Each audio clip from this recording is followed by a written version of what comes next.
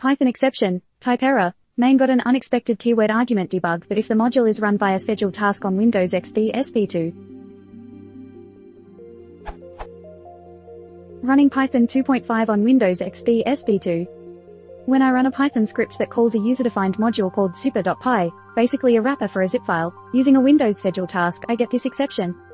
Traceback, most recent call last, file c:\python scripts /zipansendiod reports.py, line 78, in main zipper.main report, f, debug equals true, hash, -4, plus underscore plus strx plus.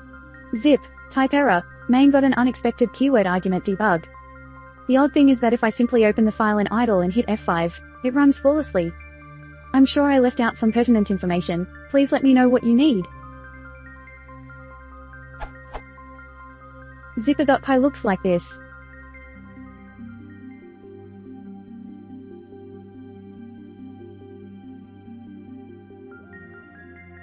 Edit, I added the following 2 lines of code to the calling function, and it now works.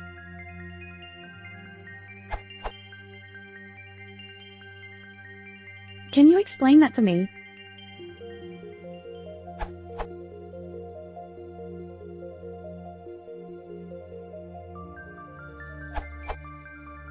As Paul said, you're probably running a different version of zipper.py. I would print out zipper._file_ and then if you need to debug, print out sys.path to see why it's finding a different file.